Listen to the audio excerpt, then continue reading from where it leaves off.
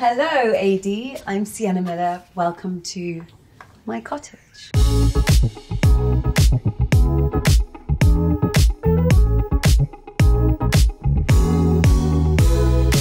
going to start in the kitchen because that's where everybody always ends up. In the last year, I've redecorated the house with my great friend, Gabby Dalal, who is a film director, but has the best taste of anyone I've ever met. So in lockdown, when she was panicking about what to do because her film was pushed, I said, you can do up my cottage, and she did. I bought this house when I was 25. In a moment of real panic, I was sort of in London and life was very intense, and I just was dreaming about having a place to get away to, and I saw this place online. It's about 45 minutes from London, and it was on to rent or buy, and I thought I'll rent it for a year, and I came to see it and fell completely in love and bought it. It's really my sanctuary. It's where I come to do nothing. 1920s crittle doors bring me a lot of joy. I mean, the new ones just don't look like that, so I'm thrilled with them. And I think that having such an old house, it's a magical thing, but having contemporary touches in it really work. This is probably my favourite thing because it's just the most beautiful Leconte stove. I have dreamt about having a big stove and I've never ever had one before, and I love to cook. So if I'm in a city or in the country or anywhere and there is a Sunday, there will be food being cooked, and it's magical to have this much space. And Christmas dinners before, we had a tiny oven and it was hell. So that's been wonderful. And I bought it off this couple that had done it up, and they sold me the house with all the furniture, and it was lovely. It was very traditional English cottage. It's now much more sophisticated and evolved, and I think much more how my taste actually is. I'd sort of inherited somebody else's vision and made it my own, but it was never quite right. So we've done a complete refurb in here.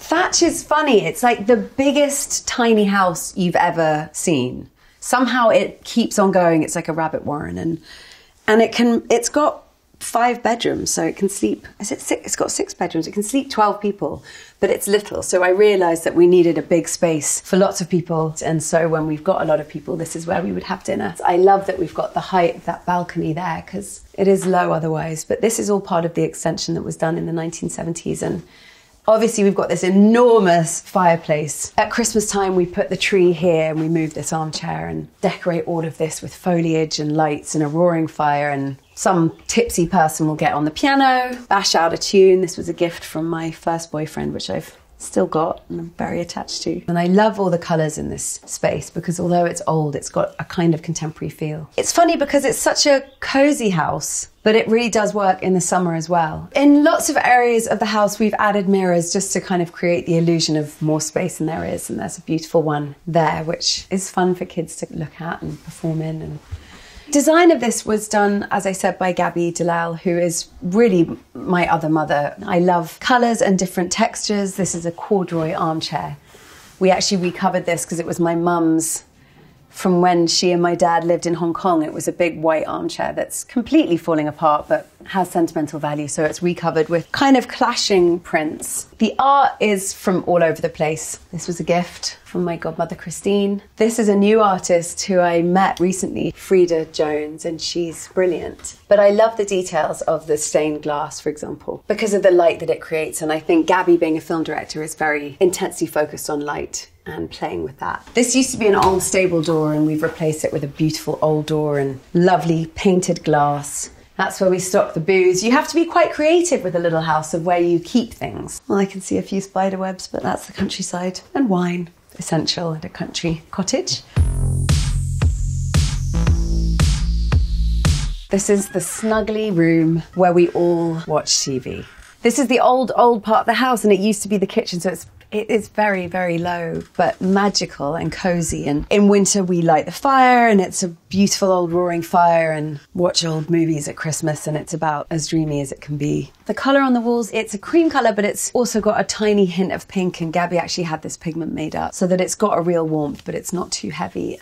This is by my godmother, Carol Davis, who's an extraordinary artist. That was a Christmas present from Mum. And I love mixing old style of painting with contemporary painting, and there are all sorts of bits around the house that you'll see, but she's pretty cool, this lady. all this part of the house from the 70s extension part is original and 16th century, which is extraordinary that families in 1550 were living in this house. And I really haven't touched anything, not that I could because it's all landmark trusted, but it's all original beams and the sense of history is really magical. So these two pictures on the wall are by my friend, an amazing director called John Maybury, and he came over to my flat when I was living in London and we had a late night and I woke up in the morning and there were these pictures. Oh look, 2006, John Maybury. Yeah, those are two of my favourite things I own and they're just on scrappy bits of cardboard, but I think they really make the room magical because he's pretty magical. So this is where we relax. This is it, the snug.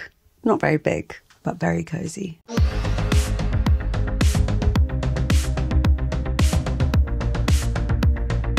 This is the original staircase that we kind of scrubbed and painted there. And we exposed this and made it into a bookshelf. It's a funny amalgamation of kids' books, my copy from my classics class of The Odyssey of Homer with some notes in it. Very impressive.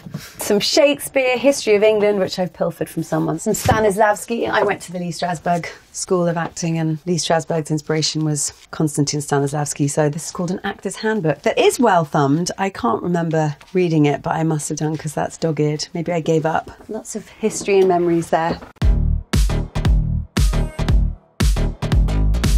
This is Marlowe's room. There's Marlowe on the bed.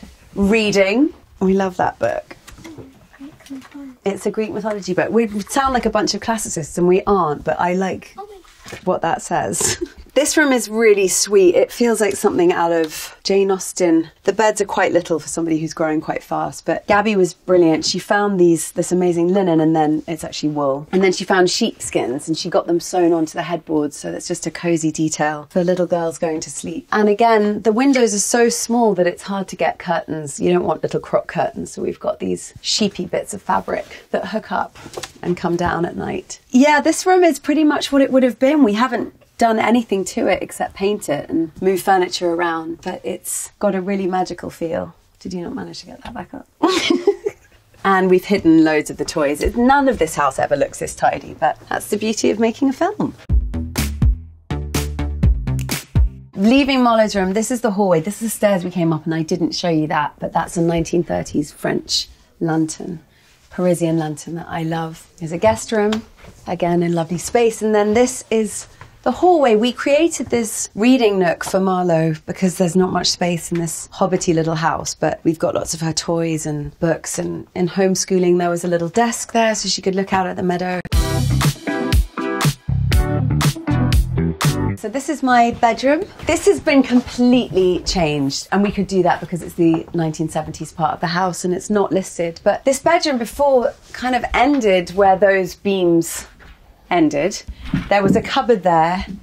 My bed was here. It was really low and quite pokey, and Gabby had this genius idea to knock into the rafters and keep the beams as they were. I actually just sometimes can't believe the difference in this bedroom. I should try and find a photo of what it used to be like, but it was nothing like this. This incredible wallpaper is by Maison C, and I've been obsessed with that print. It's sort of naked witchy ladies dancing, which I think is appropriate for my mood. And lying in here any time of year and being able to look out of the window, Gabby found these old doors with old panes of glass, and we've got the Murano lantern thing, which does create the most magical light. And then in summer, I like to open these doors and sometimes sleep with them open, and having them open and lying in bed or having them open with the bath and the bird song and the trees is definitely about as happy as I will ever be. There's a plane going overhead because there's a flying school nearby, but they're not ugly old planes. They're quite pretty, some of them. And that's what you can hear there. It's quite unfortunate when you're rolling sound.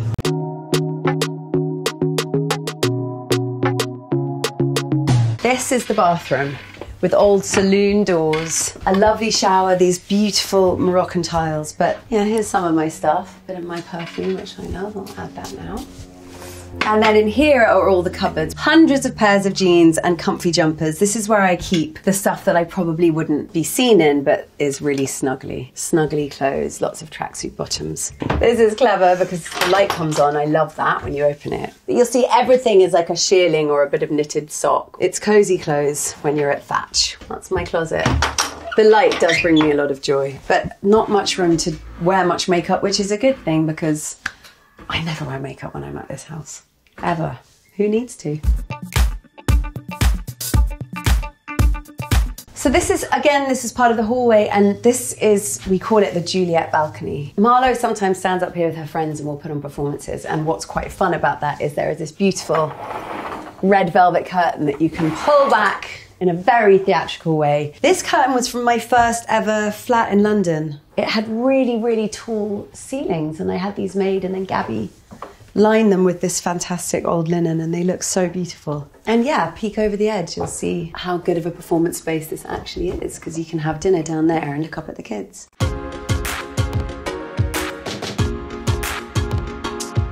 Come out into the garden, the meadow. There's a little pond, there's Marlo's playhouse and the barbecue, but come to maybe the most romantic bedroom on the property.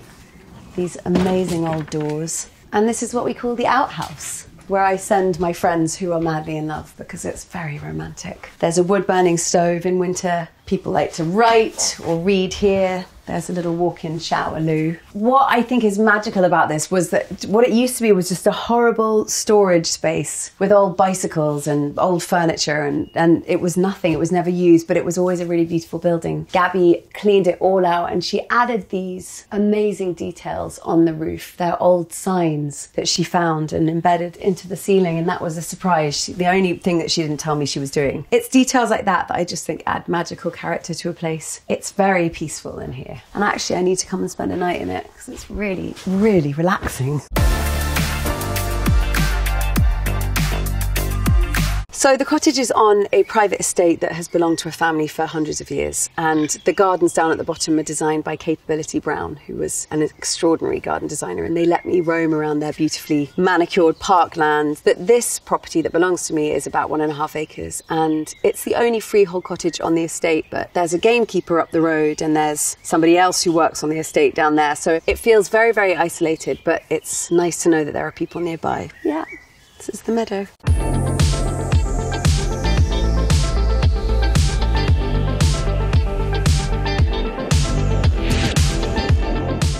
Thanks for coming, AD. I hope you enjoyed looking around my home. Come back anytime. Bye.